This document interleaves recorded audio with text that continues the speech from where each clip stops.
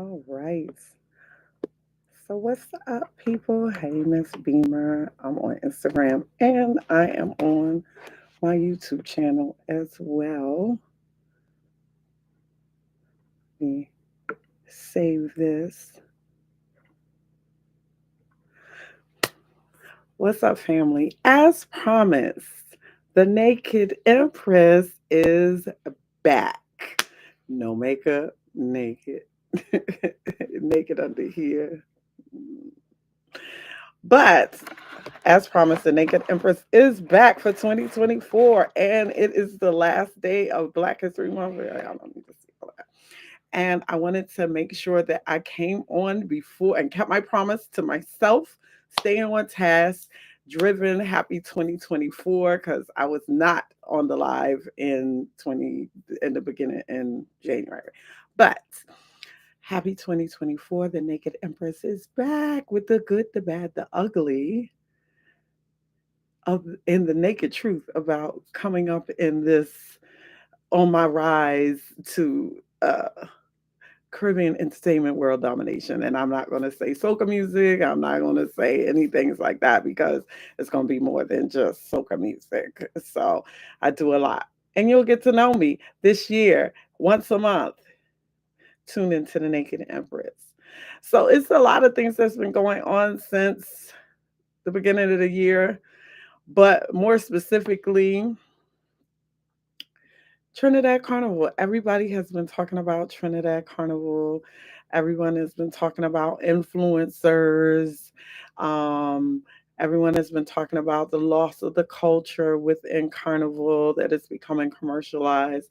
And I know that's been the buzz topic. Um, yeah, for the last few weeks since Trinidad Carnival has ended, that's been the buzz topic. So, I thought about talking about that, and it's funny because I wanted to talk about influencers in the soca industry, in the carnival, Caribbean carnival industry, and so forth. In the aspect from an artist, a lot of times as up in, I hate that word, as an artist that may not be as well known as some of the top 10, because unfortunately in soca, the reason why we're not as far as we are in the industry is because people only see 10 people, and then the world just thinks that we're small because we only promote 10 people. Food for thought. But uh in this whole soca world,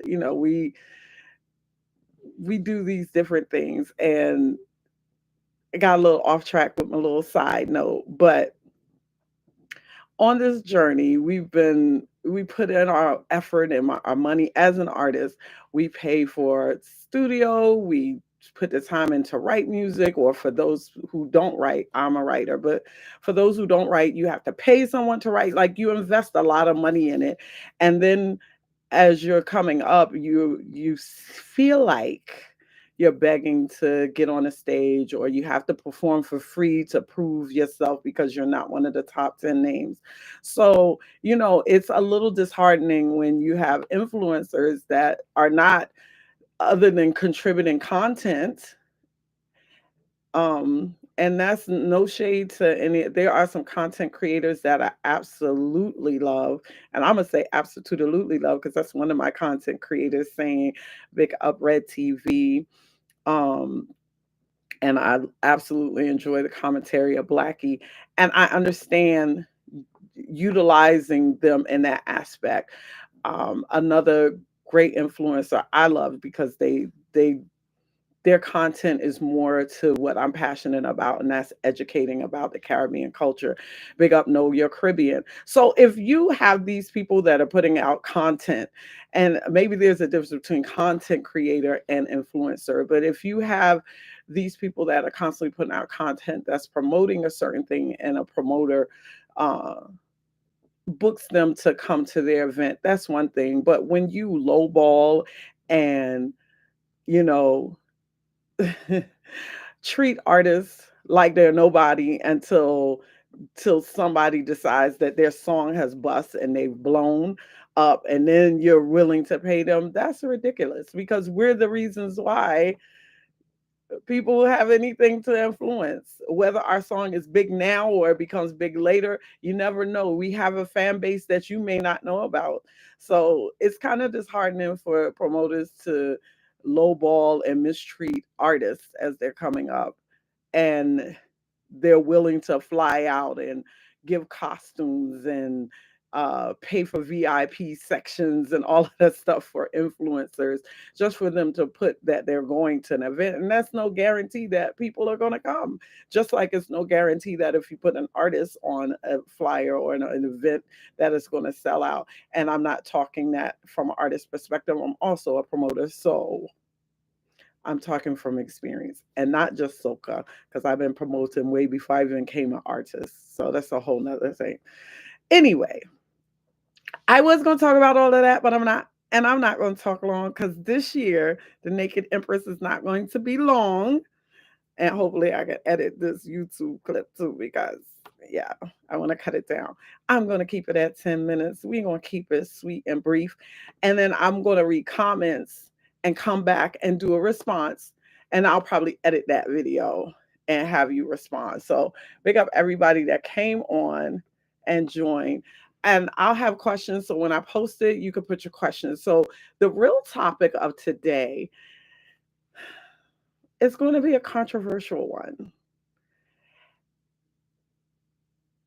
And y'all know me, I'm the boss, Bad Gala Soca, and I'm Bad Gala Soca not only because I can, you know, my slackness, but I'm also bad because I say the things that people sometimes are scared to say, and I have my opinions, and I ain't afraid of nobody. So anyway, and I'm also boss because I'm about my boss business, not just music. And we'll talk about that as you get to know me throughout the months. But other than that, so the controversial topic that we're going to talk about today is those persons who are not melanated, who are not of, I'll just say not melanated because I can't even say of Caribbean descent because they are colonizers that have a long history of living in the Caribbean, and they have children that have been born there because they've been there for generations. So I'll just say non-melanated people, is it blackface if they play jab? This question came up as I was talking to one of my good Grenadian friends who was a little taken back by, going home and, seeing Caucasian people playing jab and knowing the history of playing jab. Good afternoon, my love. Intense Fire Fitness in the building. 2024, we have to do it, run it back again and do a collab. Off topic, sorry. But today's question, and you all can comment now or when I post, do you feel some type of way about Caucasian or non-melanated people playing jab, knowing the history of it? Do you know the history of why we play jab or juve? When do we cross the line with having traditional celebrations and having people appropriated and disrespected? Because if the essence of juve and jab was a celebration of the slaves being and their freedom and mocking the slave masters for, you know, their black skin being sin, and all of the things that our ancestors represent through that, and putting the molasses on and putting the oil on to represent being black and from Africa and all of those things, and to represent oppression and all of those good things that juve and jab represent. And like I said, I'm keeping Naked Empress short and sweet this year, but we'll go into further details of, the historical aspect of it.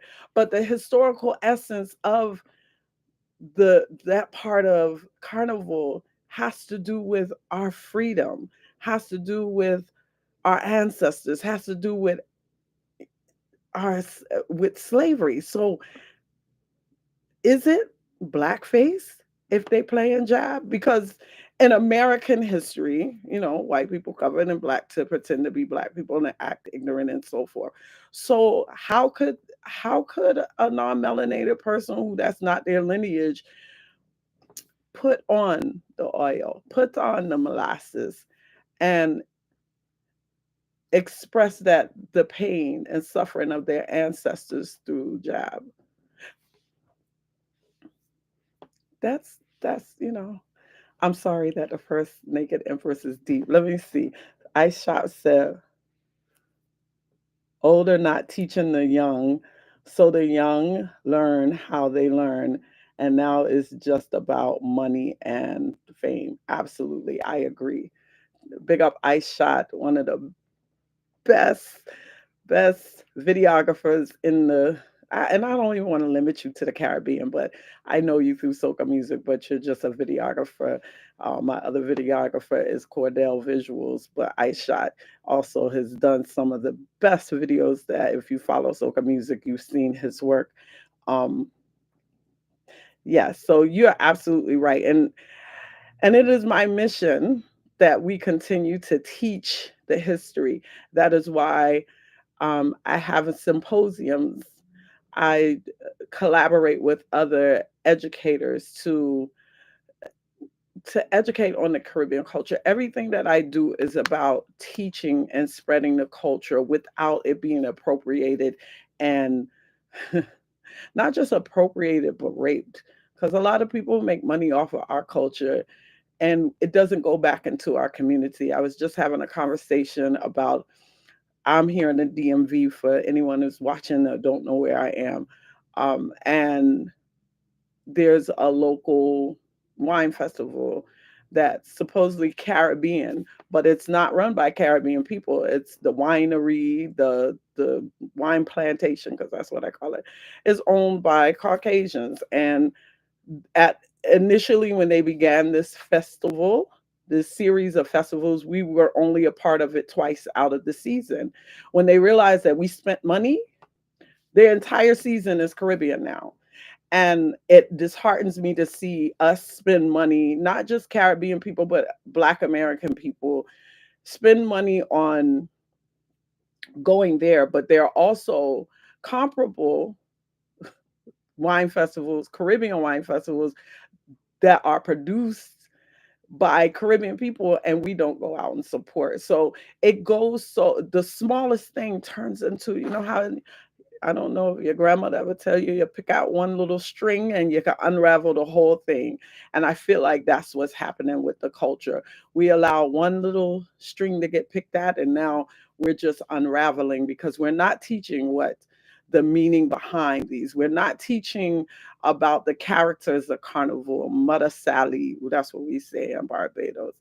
Um, you and the characters go across the folklore. We're not teaching that, and so it has, as my good friend Aisha said, become commercialized. So it is up to we who know the history to teach the history. So be on the lookout for symposiums. That is the other reason why everything that I do goes back to teaching and honoring my ancestry to the Caribbean. When I teach dance, I'm not just, and I always have bare Americans in mind, but I'm teaching them where it came from, what you're doing. It's not just one thing. You're not just gonna sweat and walk up. You're gonna learn why you're walking up, what the song means, what it's all about. You're gonna learn the culture, and that's what makes what I do stand out. When I do film or stage, I always have a character that represents the Caribbean and shows that aspect of life. When I'm doing music, of course, I'm doing the music of the Caribbean. And I used to do all types of genres of music and can do all types, but I want to give back to my culture. And then even down to, you know, doing music, I found it very hard to get booked. So, and I've been a promoter before, so I was passionate and I teamed up with some people to do to bring the culture back to where it started, to make that connectivity, that cultural connectivity with Afri Caribbean Festival, bringing a carnival experience to Africa, to Freetown, Sierra Leone. So, and the rich history between that particular place and the Caribbean is so long standing and so evident that it's undeniable that it's this is where we come from. So I want us to celebrate that. I want us to understand that there's a connectivity. I want us to understand the struggles of our ancestors and what these celebrations mean, not just to make money and to have fun and to walk up. The freedom that you feel in Carnival is the freedom that your ancestors prayed for and hoped for and died for. So for me, I feel disrespected to see someone whose ancestors did not have that struggle, but was the cause of that struggle, playing job, playing, and specifically playing jab, because not just Juve, because Juve can be other colors. If you want to come and put on some pink and some white and some other thing, that's fine. But the jab part, the molasses, the oil, the blackness, that's we. So when you put that on and you think it's just us jumping up and having fun, you're disrespecting it and mocking what we were symbolizing and expressing when we created it. So that is going to be it for the Naked Empress. I'm going to post and I want you to make comments below. I know I got off track a couple of times, but it's okay. We're doing a new thing this year. New year, new thing. I'm going to do it live. I do it live on IG. I'm doing it live on YouTube. And you can leave your comments and we'll further the conversation and we'll come together and talk about it. We can't do better if we don't be better. And if everybody just complaining and talking about it and don't put something into action, then it'll never happen. So right now we're talking about it. Trust and believe I put things into action. So we're going to have some symposiums and some in-person symposiums here in the DMV talking about the history of Carnival, the history and connectivity between the Caribbean and Africa, and how that coincides with some of the festivals that they do in the fest, and how we've taken the European Carnival and taken it back to where they took it from us pagans. And we've put our own spin on it and put our spirit and our energy in it. And if we continue to strive to do better and continue to resist even Carnival being colonized, then we will continue to grow and it be a place of peace and a place of freedom and a place of spiritual elation, because that's what Carnival is to me. And I want everyone to experience that, but I want to know why. I want you to know why you're experiencing it. But that's it for the Naked Empress. Thank you for tuning in. It's your girl, Empress J, the boss, the bad gal of Soca. And you have been tuned into the Naked Empress. Peace and blessings, y'all.